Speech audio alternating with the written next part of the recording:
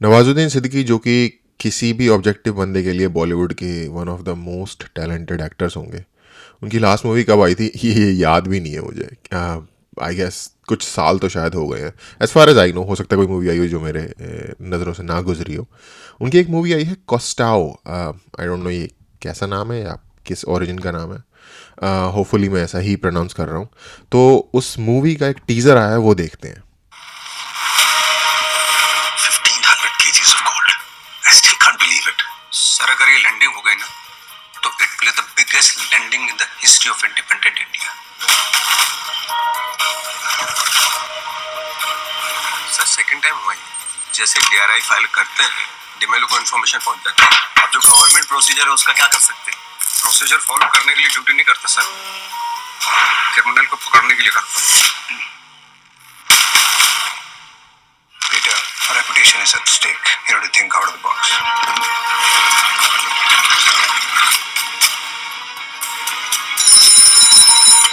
जिंदा है कि मर गया? क्या नाम है तेरा? कोस्टा फर्नांडिस। बाहर जाके बैठ।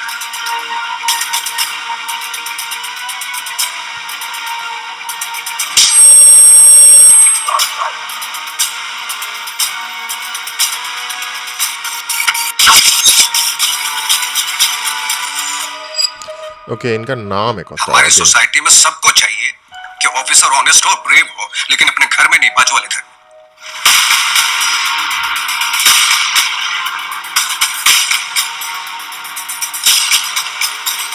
ओके।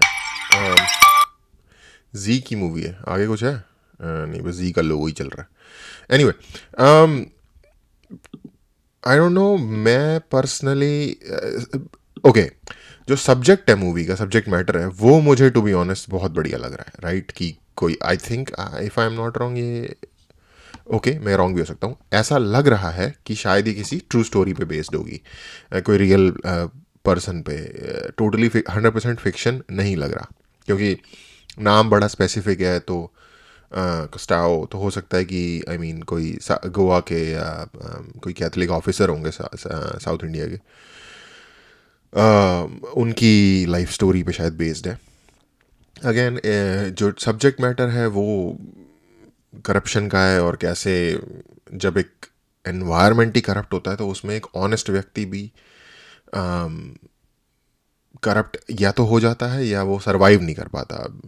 बिहार के ऊपर काफ़ी मूवीज़ बनी है, गंगा जल या अपहरण, उस टाइप की मूवीज़, उसमें आपने देखा होगा कि एग्जैक्टली यही थीम थी। एक ऑनेस्ट ऑफिसर भी जब एक घटिया एनवायरनमेंट में जाता है तो या तो वो पावरलेस हो जाता है या तो कन्वर्ट हो जाता है उसी तरीके के करप्शन के अंदर। तो रिलेटिवली नोन थीम है हमारे कॉन्टेक्स्ट में। आपने अगर ब्रेकिंग बैड देखा है तो ब्रेकिंग बैड का जो सेकंड ऑफ शूट है, क्या नाम था उसका, Better Call Saul. Better Call Saul में जो माइक का कैरेक्टर है, वो ब्रेकिंग बैड में भी होता है माइक का character, but Better Call Saul में थोड़ा उन्होंने एक्सपैंड किया है। तो उसके उसके जो बेटे की डेथ होती है, वो फिली में कॉप होता है बेसिकली, फिलाडेल्फिया पेंसिल्वेनिया में। तो एग्जैक्टली सेम सीन है। वो जो उसका बेटा होता है वो ऑनेस्ट कॉप होता है। बाकी का जो पूरा प्रीसिंक्ट होता है, प्रीसिंक्ट कहते हैं पुलिस पुलिस चौकी को, पुलिस थाने को, वो करप्ट ऑफिसर्स का होता है। तो वो नहीं होता बैंड। तो राइट, आपको पता ही होगा स्टोरी क्या है। मैं यहाँ पे ख़राब नहीं करना चाहता। तो तो ये एक कंटिन्यूस थीम है अक्रॉस कंट्रीज, अक्रॉस कल्चर्स। उसमें स्टोरी बड़ी इंटरेस्टिंग लग रही है कि कोई शिपमेंट या कंसाइनमेंट आने वाला है गोल्ड का, और उससे रिलेटेड फिर कोई स्टोरी बढ़ती है। अच्छे टीज़र की खासियत यही होती है कि आपको थोड़ा सा समझ आए, पर इतना समझ ना आए कि आप फिगर ही आउट कर लो स्टोरी। राइट, जो कि जनरली हमें देखने को मिलता है कि ट्रेलर्स में जनरली आजकल बहुत ज़्यादा बता देते हैं, तो आपको पूरी स्टोरी ही मोर और लेस समझ आ जाती है। ऑफ कोर्स ये एक टीज़र था, ट्रेलर नहीं था। टू बी ऑनेस्ट मुझे दोनों के बीच में फ़र्क नहीं पता। बस शायद टीज़र की लेंथ थोड़ी छोटी होती है और ट्रेलर की थोड़ी बड़ी होती है। इससे ज़्यादा मेरी नॉलेज नहीं है कि क्या डिफरेंस है एग्जैक्टली दोनों के बीच में। क्या ट्रेलर को भी टीज़र ही नहीं होना चाहिए एक तरीके का, कि बस टीज़ कर रहे हैं, देखो ये चीज़ है, जब यहाँ पे आओगे तो पूरी कहानी सुनाएंगे, काइंड ऑफ उस तरीके से। तो ये तो ओवरऑल जो स्टोरी लग रही है उसके थीम के, मूवी के थीम के ऊपर है। अच्छे एक्टर की निशानी ये होती है कि वो जो खुद है, फॉर एग्जांपल अगर मान लीजिए ये ऑफिसर कॉस्टा है, ठीक है, और बट रियल में जो इंसान है वो है Nawazuddin Siddiqui. One of the most famous world की एक्टिंग टीचर थी स्टेला एडलर, जिनकी डेफिनेशन थी एक्टिंग की कि ट्रूथफुल एक्शंस या truthful behaviour in imaginary circumstances. Acting की डेफिनेशन होती है truthful behaviour in imaginary circumstances. अब जो मूवी का सेट है उसके अंदर जो स्टोरी चल रही है वो तो इमेजिनरी है, रियल लाइफ नहीं है, बट उस इमेजिनरी सर्कमस्टेंस के अंदर आपका जो बिहेवियर होना चाहिए एज एन एक्टर, उस कैरेक्टर के तौर पे वो ट्रूथफुल होना चाहिए जैसा कि रियल लाइफ में होगा।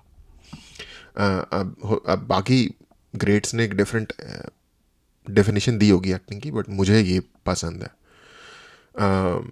उसका रीज़न है, कभी मौका मिला तो बताऊंगा आपको, एक स्टोरी है इसके पीछे मेरी। इन एनी केस, तो नवाजुद्दीन सिद्दीकी या किसी भी अच्छे एक्टर की ये होती है कि वो मूवी कैसी भी हो, कोई भी हो, स्टोरी क्या कुछ भी हो, आप नवाजुद्दीन सिद्दीकी को भूल जाओगे और आप देखने लगोगे उस इंसान के अंदर जो कॉस्टा है या ऑफिसर कॉस्टा है या जो भी उनका कैरेक्टर है उस पर्टिकुलर, या लाइक फैजल खान का जो कैरेक्टर है वो आप वही देखने लग जाओगे। अब यही बंदा फैजल खान था, लेकिन अब यहाँ बिल्कुल फैजल खान नहीं है या नवाजुद्दीन सिद्दीकी नहीं है, यहाँ ये ऑफिसर डिमेलो का कैरेक्टर है, राइट। तो ये एक ट्रीट होती है देखना एक अच्छे एक्टर को इस ट्रांसफॉर्मेशन को अचीव करते हुए। उसके अलावा जो एक चीज़ मुझे थोड़ी सी अक्रॉस मोस्टली जो इंडियन मूवीज़ के जो ट्रेलर्स आते हैं उनमें बहुत लाउड बैकग्राउंड, धड़ धड़ धड़ धड़ धड़ धड़ पड़ पड़ बड़, ऐसे लाउड म्यूजिक बज रहा होता है। ये एक व्यूअर को, इसका पीछे का जो गोल होता है वो उस व्यूअर को ये एहसास दिलाना होता है कि भाई फटी पड़ी है, इमरजेंसी लग रही है, कभी भी मतलब विपत्ति आ गई है बहुत तगड़ी। राइट, ये इनका गोल होता है। समझ गए यार, हम इतने गंवार सो थोड़ी रहे हैं हम जो तुम्हें दड़ दड़ दड़ करके जगाना पड़ जाएगा व्यूअर को। तो ये आई डोंट नो यार, it it never sets right with me. हो सकता है मेरे ही अंदर कोई दिक्कत हो क्योंकि बाकी सब तो कर ही रहे हैं। मैं मुझे मेरे साथ क्या होता है, मैं अच्छी एक्टिंग और स्टोरी को फॉलो करने की बजाय मैं इससे डिस्ट्रैक्ट हो जाता हूँ, इस इतने हाई हाई म्यूजिक या इतना हाइपर म्यूजिक। जो आप अच्छे ट्रेलर्स या अच्छे टीजर्स देखते होगे ना, जिनमें यही चीज़ एक बेटर तरीके से की जाती है, उसमें म्यूजिक होता है सॉम्बर या फिर कोई बड़ा ही थीम रिलेटेड बैकग्राउंड सॉन्ग चल जाएगा, राइट। जो कि अगेन वो भी काफ़ी डाउन प्ले होगा, वो ओवर पावर नहीं करना चाहिए। Overall performance, story, acting, dialogue delivery, इसको वो ओवर पावर नहीं करना चाहिए। जैसे कि आप कई वीडियोस के नीचे देखते हुए कि बहुत हाई उन्होंने बैकग्राउंड म्यूजिक लगा रखा होता है, तो लोगों ने कमेंट किया होता है कि भाई अभी भी आवाज़ आ रही है, थोड़ा और तेज कर म्यूजिक, ठीक है। तो अफसोस होता है कि यार इतने बड़े बड़े स्टूडियोज़ हैं, कोई ना कोई तो अप्रूव करता होगा इन इन वीडियोस के रिलीज से पहले कि हाँ ठीक है, everything is perfect, like go ahead with it.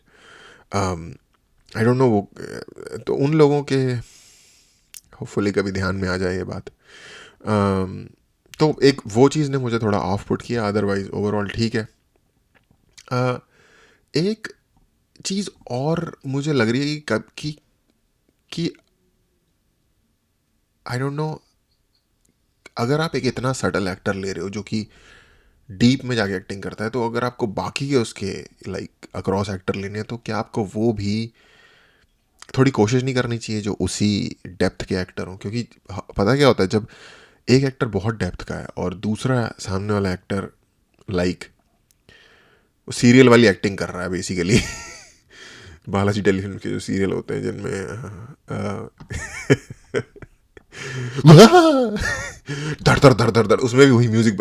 Again शायद ये वही वाली चीज़ है कि मुझे बचपन से ट्रॉमा है भाई, जो वो म्यूजिक बजते थे ना उनका, क्योंकि देखना पड़ जाता है आपको फैमिली में। एक ही टीवी होता है, कि म्यूजिक बज रहा है धड़ धड़ डिंग डिंग डिंग डिंग डिंग डिंग डिंग। ऊपर से कैमरा नीचे आ रहा है, नीचे से ऊपर जा रहा है, साइड से आ रहा है, लेफ्ट से आ रहा है, राइट से आ रहा है, एक ही चीज़ के ऊपर, फिर यही चीज़ दूसरे कैरेक्टर के ऊपर रिपीट हो रही है। पूरा प्रोसीजर। तो मुझे लगता है कि शायद वो उसने मेरे चरित्र पे एक गहरा असर छोड़ा है, जिसकी वजह से मैं ट्रॉमा में हूँ।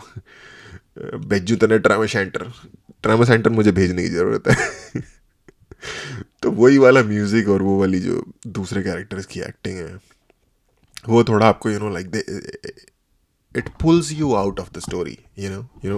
आई होप कि मैं कह पा रहा हूँ जो मैं कहना चाहता हूँ, कि मान लो एक स्टोरी है, इंटरेस्टिंग है, टॉपिक इंटरेस्टिंग है, कॉन्सेप्ट बड़ा ही लाइक किसी के लिए भी रिलेट करने वाला है, लाइक करप्शन का हर बंदा किसी ना किसी लेवल पे इससे गुजरा होता है, इसकी ट्रबल से। तो बस आपको सिर्फ इतना करना है कि उसको ईमानदारी से कर लो, उसमें चालाकी मत करो, उसमें म्यूजिक घुसेड़ के बंदे को इंटरेस्टिंग। एनीवे आई थिंक बहुत मैंने बोल दिया इसके ऊपर। थैंक यू, देखने के लिए थैंक यू।